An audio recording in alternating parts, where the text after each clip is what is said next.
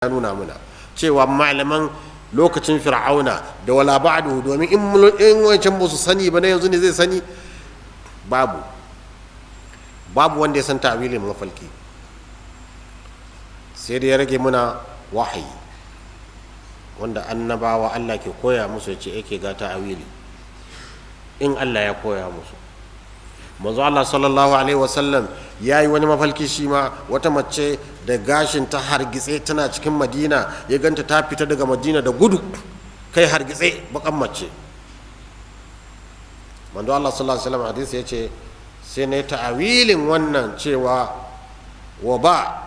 annoba ne za ta fada madina, sai Allah ya kore ta fita daga madina, sai ta je mahaya, shine juhfa da ake kira yanzu. ta'wilin wa annabi Muhammad sallallahu alaihi wasallam, annoba amma sai zo siffan mace, ga kai abin nan hargitse ba kimtsi. lokacin da annabi ya mafalkin na alaihi salatu wassalam, nan mahya din nan ya sa shi nan ne miƙatin mutanen da suka zo daga misra, daga kuma abin nan yamma, nan ne miƙati. bayan manzo Allah alaihi salatu wassalam sai aka yi ambaliyar ruwa mai ƙarfi. ruwa ya zo ya kwashe garin gaba ɗaya, garin ya kwashe garin gaba ɗaya, aka tura shi bahar al-ahmar, cikin teku bahar maliya. yau din nan zaka je garin, akwai juhfa din, akwai masallacin yana nan, amma zaka ga foundation na gidajen wurin, in ka sa google map ka sa al-juhfa, zaka je ka ga foundation na wurin ambaliyar ruwa ne kwashe garin yayi bahar maliya. amma wurin na nan, ali sa'ud sun gyara wurin yanzu miqat ne, a yanzu ana zuwa, akwai kufan shi. abin da yake kokarin cewa nan abin da ya zo ya faru, ambaliyar ruwa ta kwashe garin. manzo Allah sallallahu alaihi wasallam a cikin hadisi sahihi cikin bukhari ya ce annoba, amma da Allah ya zo nunawa haƙƙaƙa shi, sai abun har ya wuce annoba,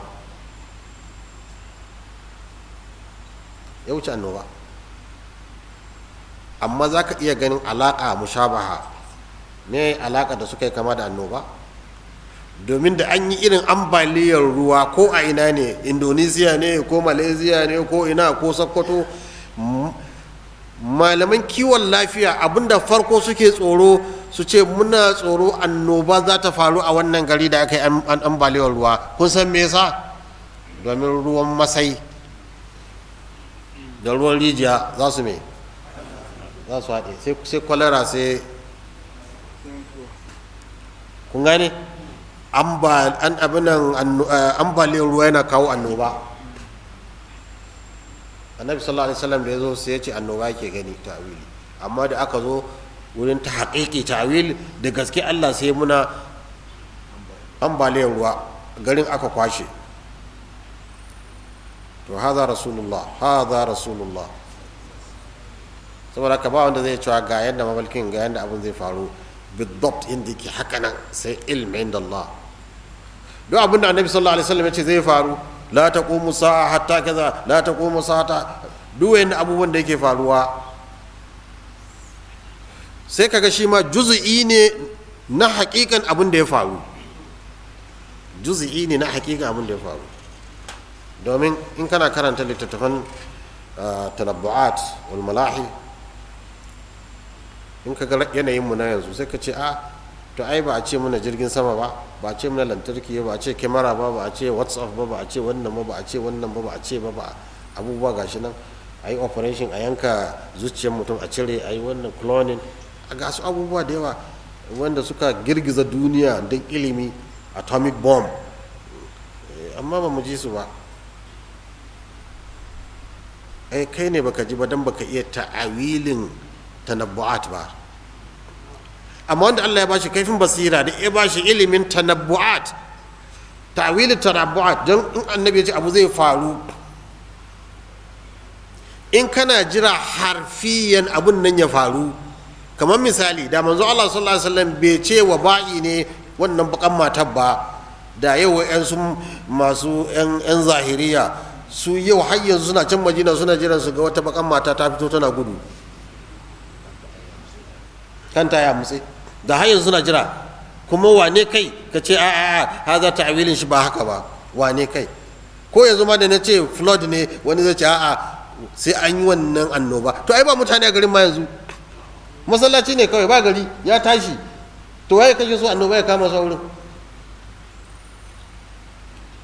Yani duk abin da annabi sallallahu alaihi wasallam ya faɗa in ya inganta ya faru ko yana kan faruwa kuma ko zai faru, amma me mutane ba sa ganewa, ba kwa ke ganewa ba. Shi yasa in tashin kiyama ta zo la ta'tikum illa baghtatan, tashin kiyama nan za ta zo mutane suna tsammani can nesa ne, domin ayoyin sun zo sun bayyana amma ba kowa ke da hankalin ya gane su ba. Nan na tsaya ne domin wannan babin mafalki da shi ne aka ruda aka cutar da al'umma, wa'yansu daga cikin al'umma Muhammad sallallahu alaihi wasallam. Malaman shari'a dukkansu sun yi ijma'i ba a hukunci da mafalki, ba a hukunci da mafalki, ba a tabbatar da shari'a da mafalki. Ba za ka zo ka ce kana haddasana wa an ru'ya wai na ga annabi ya ce min kaza ba, ka ce hadisi ne. La, hadisi labudda ya kona mutum ne hayyan, ba wai ya ga annabi ba ru'yan. Ba a hukunci da mafalki. Min dalil suka ce la yandabit, mafalki la yandabit. Da shi annabi ya yi mafalkin mata, ya ce me yake da suna annoba, sai kuma gashi ambaliyar ruwa ya zo ya faru. Mafalki kenan fa. Shi yasa ba aiki da mafalki. Alkali ba zai zo kotu ba ya ce na yi mafalki kai ne baka da gaskiya, ya ce ma mutum na yi mafalkin kai ne baka da gaskiya, mafalkin shi ko da ya gani to bai da gaskiyan ya ce ya hukunci da gaskiya. Haka nan wani ba zai zo ya dora ka kan wata ibada ba ya ce wane ne malam wane wani shehi ne ya yi mafalkin ya ga annabi ya bashi ya ce ya baka. Annabi ba ruwan shi da wannan. Annabi ya ce hal ballagt, bayan ya ƙara isar da risala, al-yawma akmaltu lakum dinakum, hal ballagt, annabi ya isar da risalar shi.